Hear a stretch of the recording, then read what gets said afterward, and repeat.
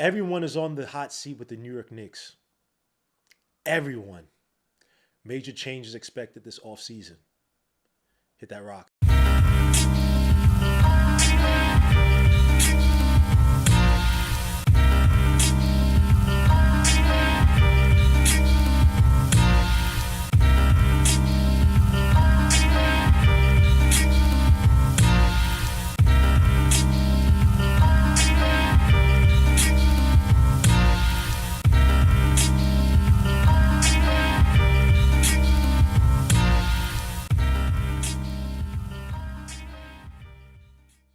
Before we get started, make sure to hit the like, subscribe to the channel. Make sure to hit the dark notification bell to get each and every notification for each and every video. It's your boy, Gmo Legion Knicks. Appreciate you. Let's get it. So after making the ECF first time since 1999, 2000, lose to the bum-ass Pacers, the New York Knicks are now rumored to be making some major shakeups to either the lineup and or the coach. Now, several ways to look at it. First is a coach who just led the Knicks to the first ECF, like I said, since 2000 season. I signed in 2000. But it's been much maligned throughout the years for being rigid, not really trusting his bench, not developing the young players, despite the fact that guys like IQ and Miles McBride also blossom under the system. Guys like RJ had some of the best years under the Knicks as well too. But of course, why would we pay attention to the actual facts? But Tom Thibodeau's being on the hot seat, despite the fact that he actually achieved and got over the hurdle that they put before him in the season, which was to get past the second round, which he did. But now he's on a hot seat because once you get a taste of a little bit of cocaine, you need some more cocaine, right? So now Tom Thibodeau is on the hot seat. But let me try to take my bias out of this. For a guy who actually got us more wins than last year, one more at 51, got us to the ECF. Anyway, according to Shams Charania, the Knicks have had eternal meetings this week to really evaluate everything from their coaches to their players. I do expect the Knicks to be aggressive. Tibbs has to support not only Jalen Brunson, but also the front office. Now, Jalen Brunson came out post-game, Game 6 versus the Pacers, when some reporter asked him, "Oh, are you confident in Tom Thibodeau?" And he's like, "I'm overconfident. Why would you ask me that stupid-ass question?" He didn't say stupid-ass, but close enough. But according to the august Ian Begley, he stated Tom Thibodeau safe for now, but according to Begley, in important corners of the organization, there's a disappointment and an urge to get to the finals and win a championship. That's how they're viewing this post-mortem with this club. Now, granted, fair enough for him to say that, but you've seen this organization put their back behind Tom Thibodeau before, and then there have been rumblings of so-called of him being a hot seat. Even though I don't really trust it, they still need a buffer in terms of somebody could absorb all the damage from any trades or any acquisitions that don't really work out. So Tom Thibodeau, as long as Leon Rose is here and they don't get their so-called stars, their so-called team that it's favored to be a championship team from the beginning of the season to the end, Tom Thibodeau is most likely going to be staying here. Now, I do think that they're going to be looking at Tom Thibodeau to make certain changes to his coach philosophy. One of them definitely being playing more of the bench. Now, basically everybody but the young kids, Pacome, Kevin McCullough, Ariel Purdy, so is Tyler Kolek. Almost everybody on the bench is going to be a free agent. Also, Miles McBride is not going to be a free agent. But basically almost everybody is almost a free agent coming into, so see everybody that's not a starter. But Tom Thibodeau's definitely going to be looked upon to utilize much more of his bench. When you saw guys like Shamet and Dylan Wright, who had solid plus minuses throughout the playoffs, bringing in their defensive acumen, getting major stops, people are going to look at Tom Thibodeau and say, well, you only brought them in after, game 2? When they should have won game 1 and been ahead and probably been playing on Monday for game 7 at the very worst. People are going to be looking at Tom Thibodeau and saying, you finally played those guys, you finally adjusted in the playoffs. Also, the young players, like I said, there's a stigma he doesn't develop the young guys, and because he didn't get the most out of the first-round draft pick this past season in Pacome, that people are going to criticize him, despite the fact that he did play Ariel Purdy, and Ariel Purdy was shining in spurts until he got hurt. They also look at him for not probably playing Tyler Kolek as much, despite the fact they gave him the first most, guaranteed money for a second rounder, the most since Andrew Nebhart, I believe, back in 2022, if I remember. Again, you saw things that came out this past season, with guys like Mikal Bridges, who's complaining about the minutes and not utilizing the bench. And given the fact this team is so top heavy, the New York Knicks are definitely going to be looking at Tom Thibodeau to kind of change it up, to preserve plays a little bit better. And to be fair, Tom Thibodeau did respond after Mikal Bridges complained, kind of lowered his minutes a little bit. And funny enough, the Knicks team was the most healthiest going into the playoffs. But again, what the hell is Tom Thibodeau? No. So I think that there could be a change, not necessarily in firing Tom Thibodeau now. I think that you could bring in an assistant coach to put some pressure, but also try to bring in some new ideas to get Tom Thibodeau to that championship role. I still think Tom Thibodeau is going to be pushed up into the front office in some capacity. So if he's so-called fired or removed, it wouldn't be this, this built-in animosity and vitriol to get Tom Thibodeau out. It'll just be more so, hey, we're transitioning to the front office. Let's bring in a guy that's going to be here to get this Knicks to the next transition. Now, you had some candidates, guys like Mike Malone, who just got fired from the Denver Nuggets, but many people see him as Tom Thibodeau 2.0. He's had his issues of defense this past season, getting complaints from guys like Jokic, who's not a good defensive player. He's also been accused of things of favoring certain players, guys like Russell Westbrook, who seem to have rattled some in the organization. But it seems as there's some bad blood between him and the front office that whole season, so things are going to blow up. And regardless, and bringing a powerful name like Mike Malone has championship pedigree, definitely probably show that the Knicks are maybe looking to move on from Tom Thibodeau. Now, how does that affect the voices in the locker room? Are people going to listen more to Mike Malone, who's going to be the eventual coach, versus Tom Thibodeau, whose tactics some people may not like on the back end, may not really favor? But then you bring in Mike Malone and a different voice. Look what happened with Terry Stotts and Adrian Griffin when he was with Milwaukee. You got other names, interesting names like guys like Chris Quinn, assistant to Spoelstra, who has been looking to move on to the head coaching position for some time now. Is definitely an interesting name, one of the hottest names on the so-called coaching carousel, coaching market, let me say. But does he leave Pat Riley's mafia to come over and coach, be an assistant coach, take a lateral move to the Knicks? Even if there's some upside, some path for him to take over that head coaching position, he have to get a really strong indication that he's next up in line, and that next up in line move is really soon. But him to do that and rile the feathers of a guy like Tom Thibodeau, maybe not so. You got other guys like Sam Cassell, assistant with 76ers, who's been excellent developing point guards throughout his whole career, but who's been said to have not had the greatest of interviews. You have other guys out there, guys like Jerry Stackhouse, another assistant coach, Terry Stotts, who's had great experience. Do you bring these guys on as assistants to take over Tom Thibodeau? Is that the big move? It'll be interesting to see how this moves forward. But you do need a coach who's somewhat aligned with Tom Thibodeau, so the voice stays the same, but someone that can bring some ingenuity to the offense, or maybe find a better look to better utilize certain players, something that Tom Thibodeau's also been accused of not being able to do.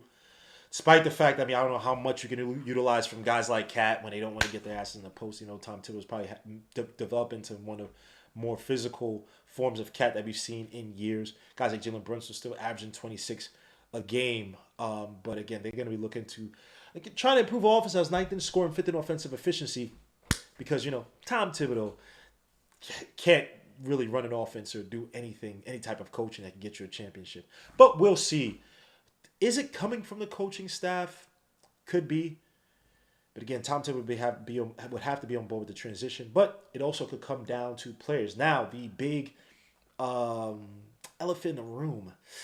Even though he doesn't deserve all the blame, he shouldn't get all the blame, but Karl Anthony Towns. You've had people here and there talking about Karl Anthony Towns, him not, the drop back really killing us. Even though I'll say this, Karl Anthony Towns, through that Celtics series, played great in terms of, or decent enough in terms of playing off the screen. And then, it faltered in the Pacers series, but he does have the ability to be a better defender. Just, can he do it consistently? Can someone reach into him, to his mind, to his psyche, to instill that in him and turn him into the beast that we've seen flashes of? The two-way beast that we've seen flashes of. Now, according to Shams Charania, he stated that, I'm told the Knicks have internal meetings this week to evaluate everything from the roster, different changes that will make everything, but especially the roster, whether it's a landmark player could bring in there or definitely depth on that bench. Now, again, a lot of that is, it's almost obvious that the Knicks are going to look to do something. When these guys come out the rumors, you would think that there's a little bit more meat to the bones there. Right? It's kind of obvious. Oh, of course we need help on the bench. Come on. But, Shams Charania, he's definitely had a voice in this league, at least in terms of, being accurate with, how teams feel and being close to rumors right before they come out. But again, the Knicks probably being ninth in scoring, fifth in offensive. Rating, they were top heavy, little to no depth, fading two-man chemistry between Karl Towns and Jalen Brunson. Again, they're going to be limited because they are at 200 million in cap space. They only have around 7.8 million in space under the second apron. And so they're going to have some restrictions, all of them in terms of what they can trade, what they can sign, essentially regarding the mid-level exception. Can't use a biannual because they're over the first apron, things of that nature. But it's going to come down to who do you trade. Now, again, is it going to be Karl Towns, guy they just brought? That will look terrible on the organization. You made a trade for this guy, not as big as the Mikal Bridges trade, but a guy that you thought would take you over the hump. Now, was it the most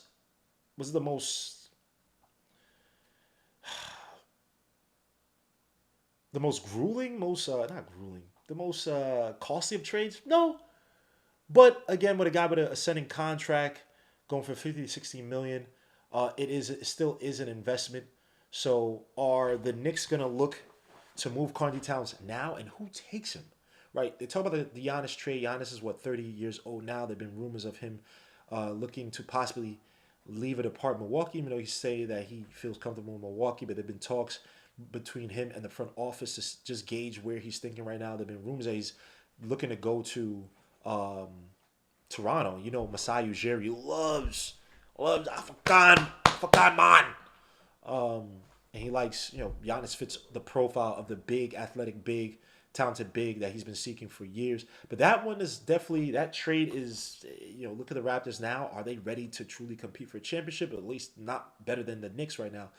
But then you look at the Knicks. What do the Knicks have to trade? It's tough to really sit up there and look at this Giannis trade as anything but somewhat of a pipe dream because of the lack of first round draft picks. What can we really offer the Bucks, who would then be rebuilding, that would convince them? We weren't even playing our young players like that to truly convince that we have a young piece on this squad that they can take and groom and mold into a star of their own.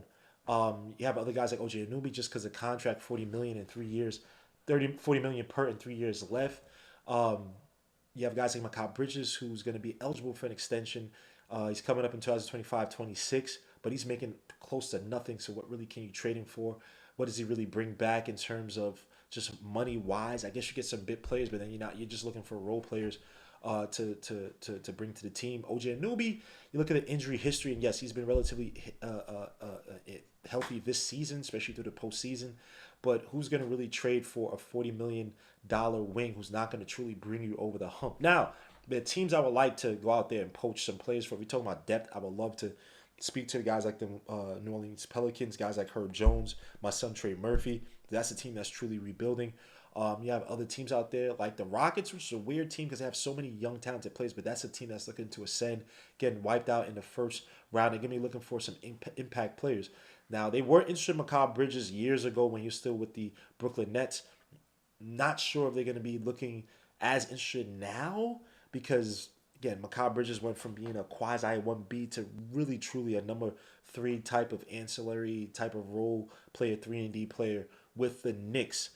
And so some of that glare comes off.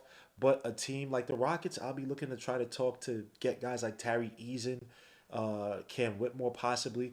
And the big one, the big player, is Jalen Green. That's a player very young, still young, athletic, dynamic, but very inconsistent, bad decision maker, not a great shooter.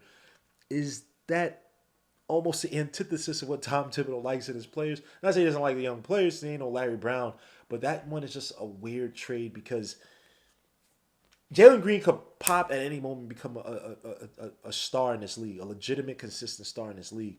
But it may take some time. And is that the piece you want to bring on for a championship run? I can't see Tom Thibodeau doing it. But the rest of the depth on that squad definitely pops out. Now, some other players I would love the Knicks to consider. Guys like Tyus Jones, who I think, again, be relatively cheap, would be an absolute beast for the Knicks off the bench. You have other big stars. Obviously, guys like Kyrie. LeBron is most likely going to opt in. James Harden. Fred VanVleet, Jimmy Butler, Brandon Ingram. You also got Miles Turner. Caris LeVert would be an interesting player. Guy just made $16 million. a bench wing that we need to go out there and just give us buckets, but he's been inconsistent, being a little bit injury prone, getting older up there in age. Clint Capella, Julius Randle. You want to bring back Julius Randle? Now, according to Shams, he said that, look, this is going to be a summer where easily 11 stars could move around. And that's not necessarily out of the question. You have so many names that are available. Excuse me. Oh, that was nasty.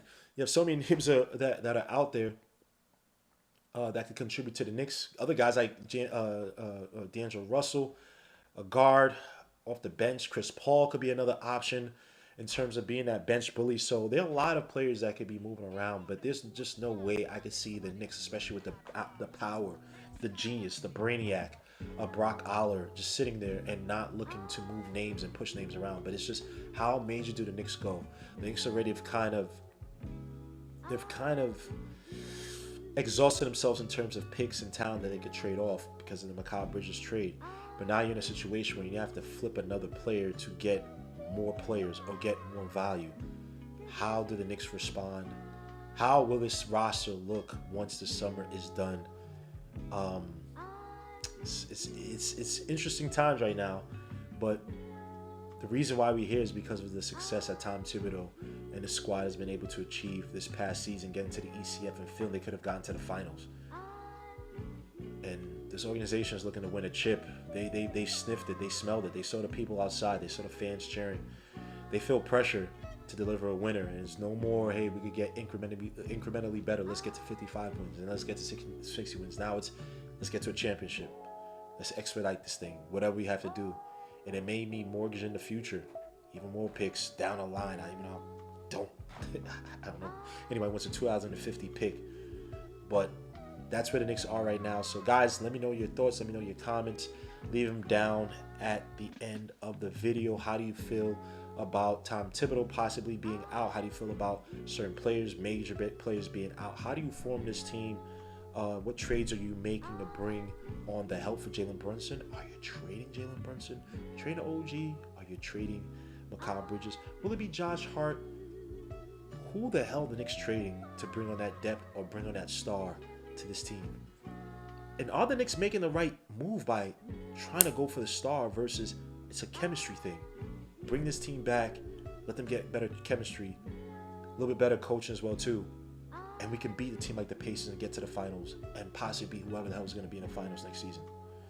Let me know. It's your boy Gmo, Legion Knicks. I appreciate you. Peace, God bless. I catch you guys on the next one.